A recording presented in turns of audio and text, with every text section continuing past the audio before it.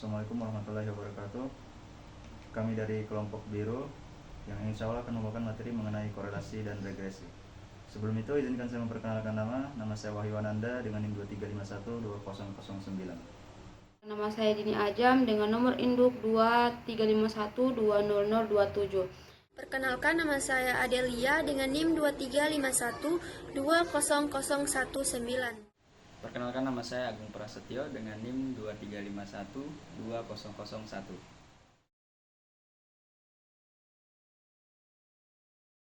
Assalamualaikum warahmatullahi wabarakatuh.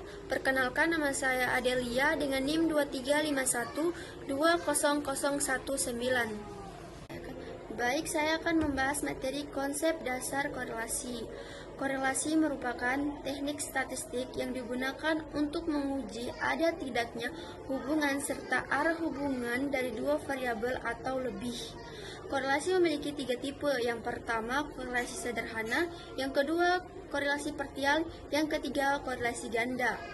Besar kecilnya antara hubungan dua variabel dinyatakan dalam bilangan disebut koefisien korelasi, yaitu besarnya koefisien korelasi antara min 1, 0, tambah 1. Yang kedua, besarnya koefisien korelasi. Yang ketiga, koefisien korelasi 0 atau 0 dianggap tidak berhubungan antara dua variabel yang diuji. Baik, selanjutnya ada korelasi produk momen. Bentuk korelasi Pearson yang digunakan untuk data interval dan rasio memiliki distribusi data normal dan terdiri dari dua variabel. Yang pertama ada variabel X yaitu independen dan variabel Y dependen. Dasar pemikiran analisis produk momen adalah perubahan antar variabel. Artinya, jika perubahan suatu variabel diikuti perubahan variabel yang lain, maka kedua variabel tersebut saling berkorelasi. Jika prasangka perubahan variabel diikuti dengan perubahan variabel yang lain dengan prasangka yang sama persis, berarti kedua variabel itu tidak memiliki korelasi yang sempurna. Baik, selanjutnya saya akan memberikan contoh kasus. Contoh kasusnya, seorang peneliti melakukan penelitian untuk menganalisis hubungan antara iklan dengan keputusan pembeli konsumen. Pertanyaannya, apakah terdapat korelasi positif antara iklan dan keputusan pembelian konsumen?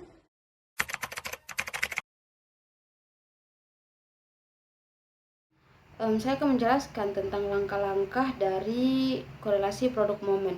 Nah, untuk cara menentukannya, langkah yang pertama adalah menentukan hipotesisnya terlebih dahulu. Nah, tadi dalam contoh kasusnya, peneliti ingin meneliti tentang hubungan antara iklan dan keputusan pembelian konsumen.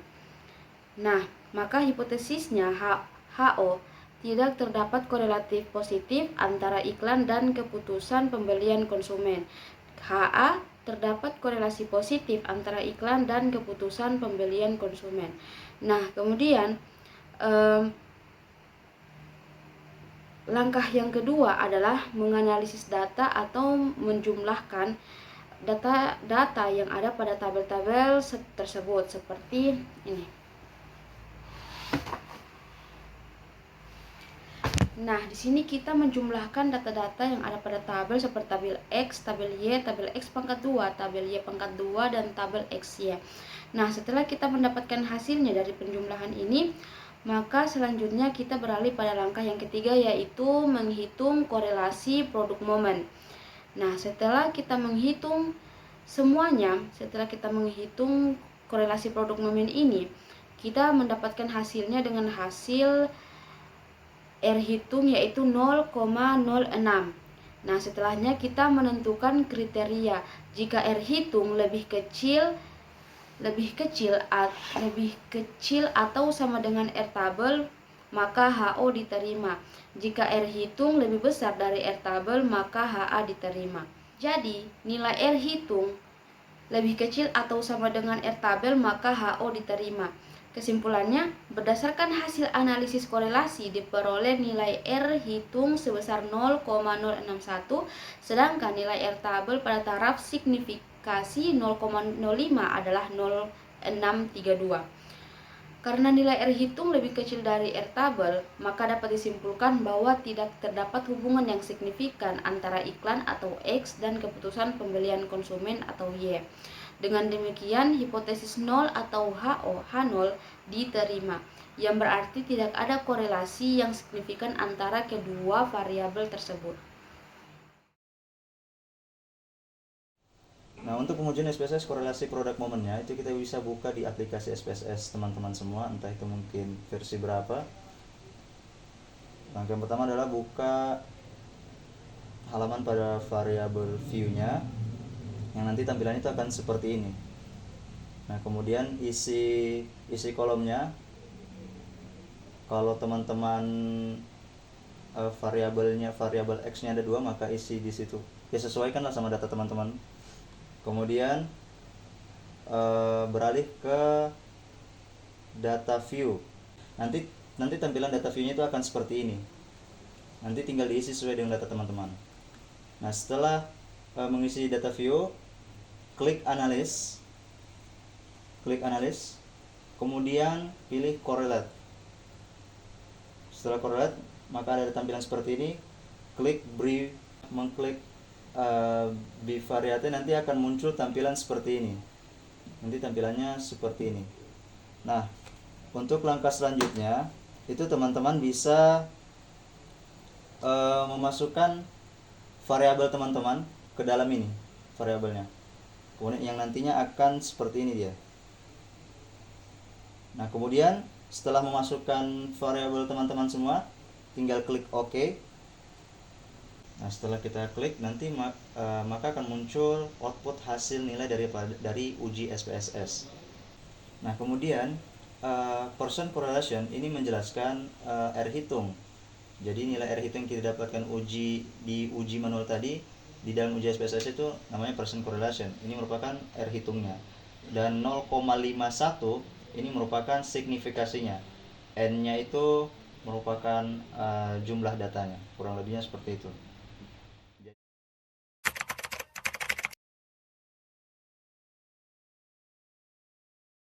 Regresi merupakan ketergantungan dari satu atau lebih variabel bebas terhadap satu variabel tergantung, dengan tujuan itu untuk menduga atau memprediksi nilai rata-rata populasi berdasarkan nilai-nilai variabel bebasnya. Nah, regresi yang kami bawakan itu ada 2, regresi sederhana dan regresi berganda.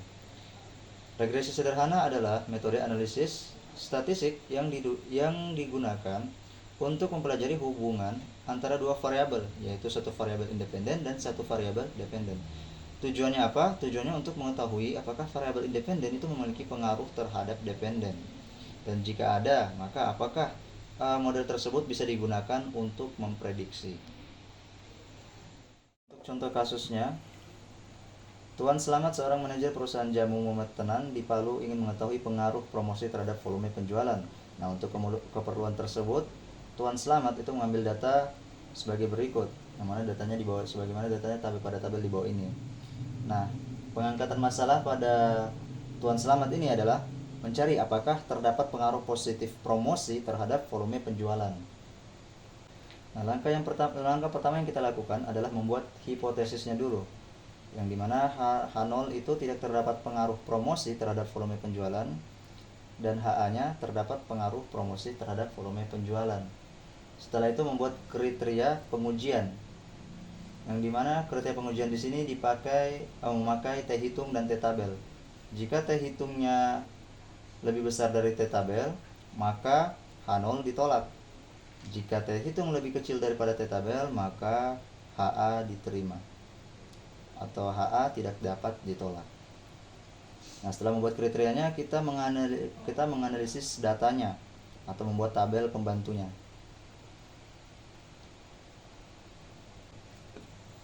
Nah, setelah membuat tabel pembantu, kita mencari persamaan regresinya, yang dimana rumus persamaan regresi itu Y sama dengan A tambah BX, dimana A nya itu bisa menggunakan rumus sigma Y dikali sigma X pangkat 2 dikurang sigma X dikali dengan sigma XY dibagi N sigma X pangkat 2 dikurang sigma X di akar pangkatkan 2. Begitu juga dengan rumus B-nya. Untuk mencari B, itu kita bisa menggunakan rumus N dikali sigma XY dikurang sigma X dikali dengan sigma Y dibagi N sigma X pangkat 2 dikurang sigma X di akar pangkatkan 2. Nah, kita bisa lihat di sini, ini merupakan hasil yang kita dapatkan dari rumus tadi. Nilai A-nya atau konstantanya itu minus 0,288 dan B-nya atau koefisiennya itu 0,899, sehingga persamaan regresinya adalah Y sama dengan min 0,288 ditambah 0,899 X.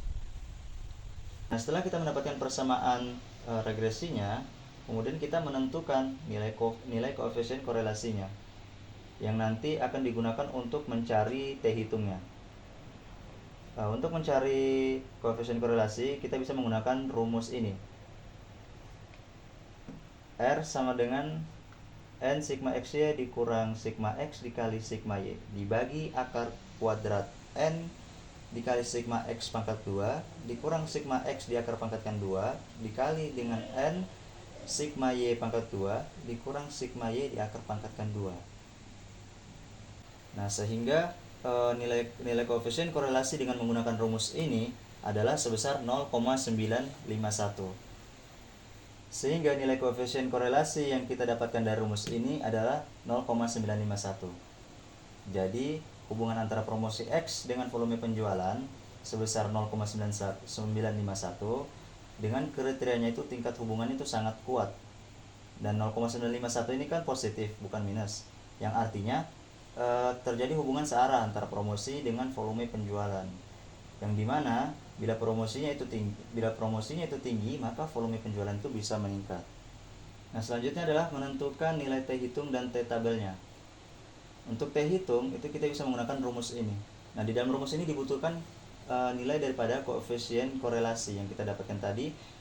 Nah, nilai korelasi tadi itu kita bisa masukkan ke dalam rumus T hitung sehingga mendapatkan hasil T hitungnya sebesar 8,702.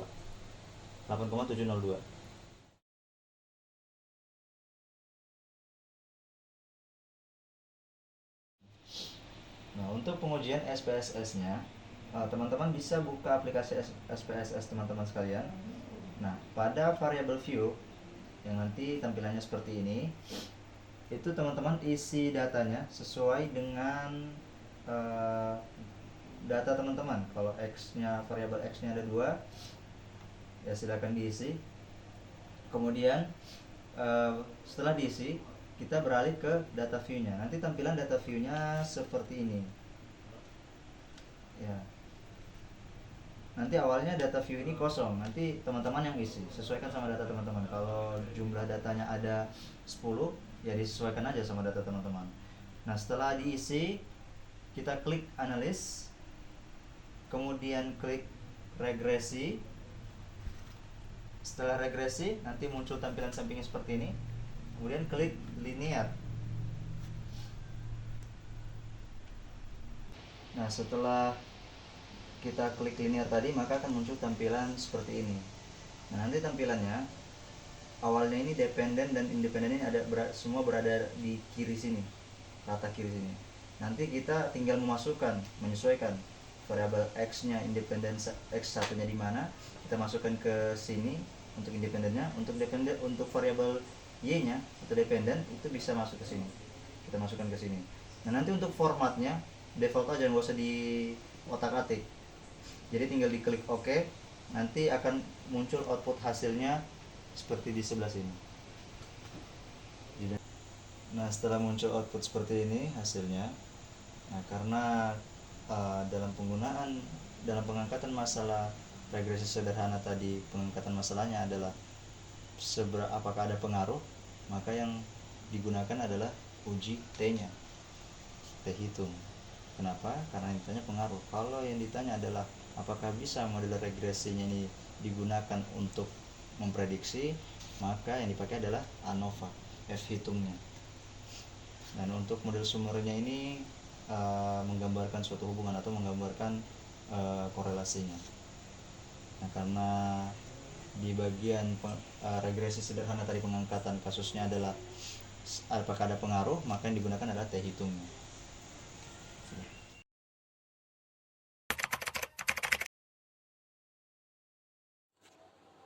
Baiklah, selanjutnya adalah penjelasan tentang regresi berganda. Regresi linear berganda adalah teknik statistik yang digunakan untuk memprediksi hasil dari variabel respons dengan menggunakan beberapa variabel penjelas yang bertujuan untuk memodelkan hubungan linear antara variabel penjelas independen dan variabel respon dependen. Regresi linear berganda digunakan ketika ada 2 atau lebih variabel X. Tujuan dari analisis regresi linear berganda adalah yang pertama, di situ ada mengetahui seberapa besar pengaruh beberapa variabel bebas terhadap variabel tidak bebas. Dan yang kedua, meramalkan nilai variabel tidak bebas apabila seluruh variabel bebas sudah diketahui nilainya. Nah, di situ ada Y sama dengan A plus B1 X1 plus B2 X2.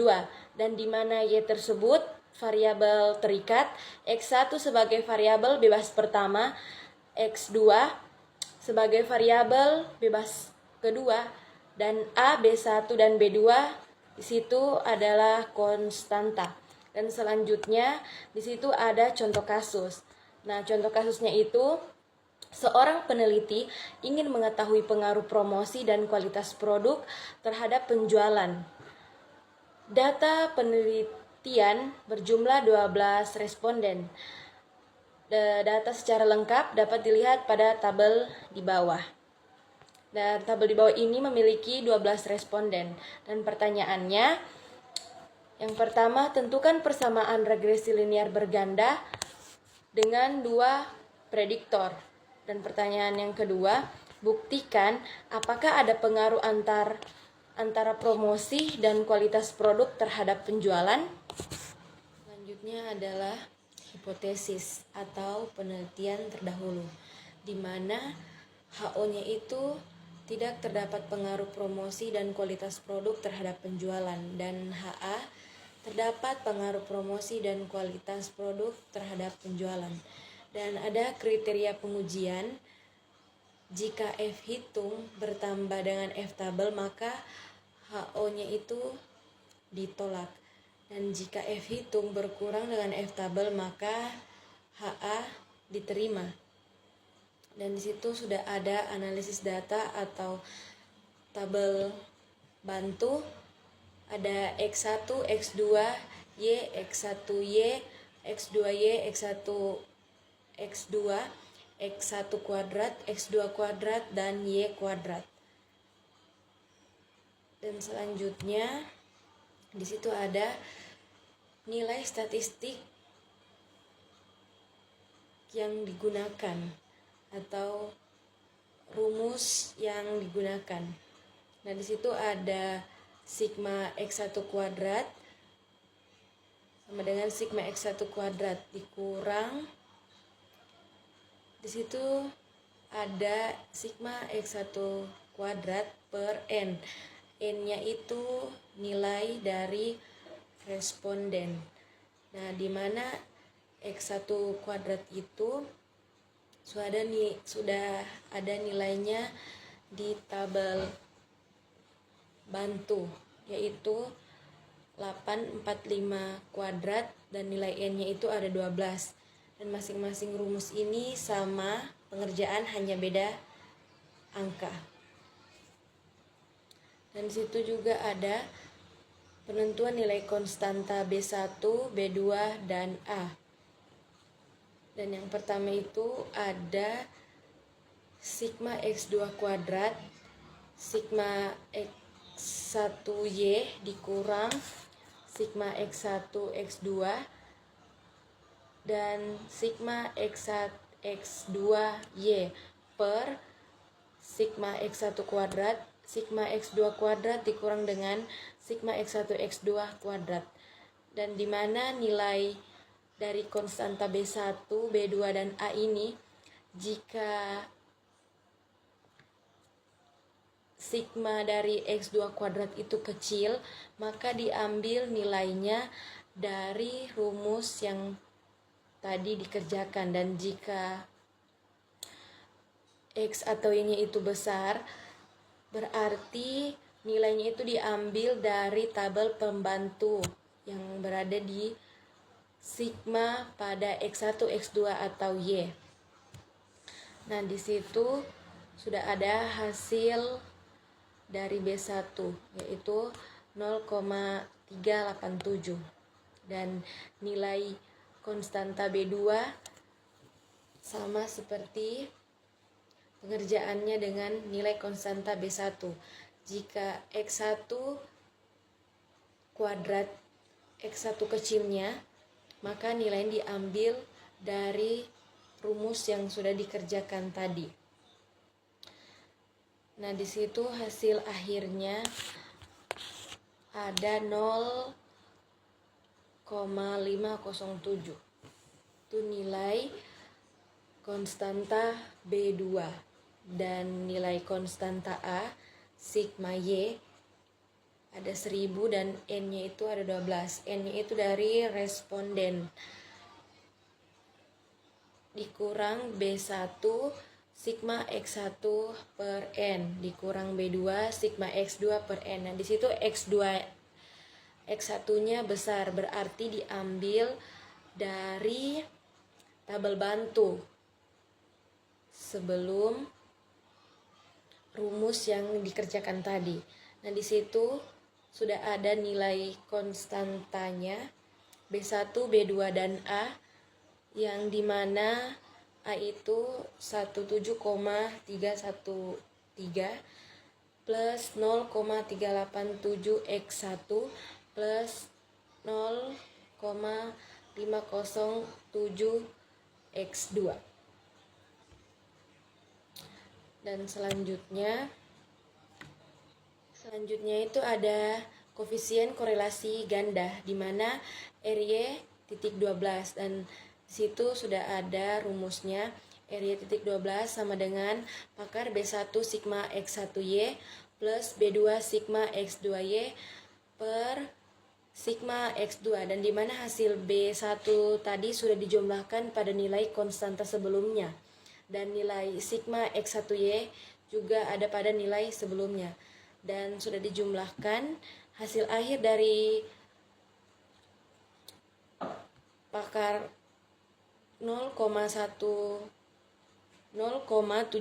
itu ada 0,846 dan menentukan F hitung dan F tabel itu ada RY, 12 kuadrat N dikurang M dikurang 1 per M 1 dikurang R Y titik 12 kuadrat dan dimana jumlah sampelnya itu ada di N dan M itu sebagai jumlah variabel bebas dan R koefisien korelasi ganda dan sudah dijumlahkan hasilnya dan hasil akhir ada 11,316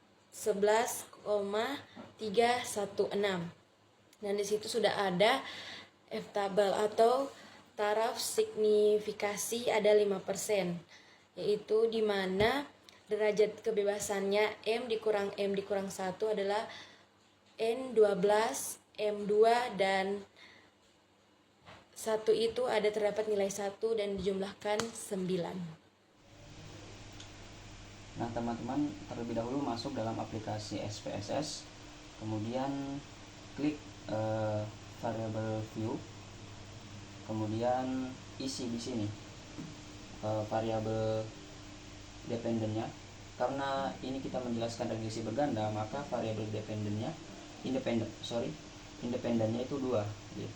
Kemudian dengan variabel dependennya.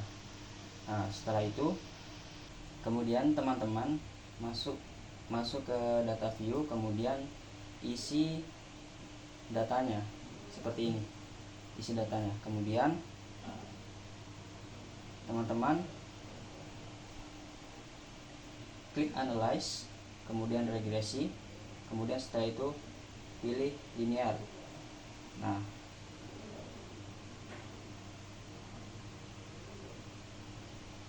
tampilannya akan seperti ini setelah kita mengklik linear. Kemudian teman-teman masukkan variabel independennya di sini. Nah, kemudian variabel dependennya berada di sini. Kemudian setelah kita mengisi variabel dependen dan independennya, kemudian kita mengklik OK.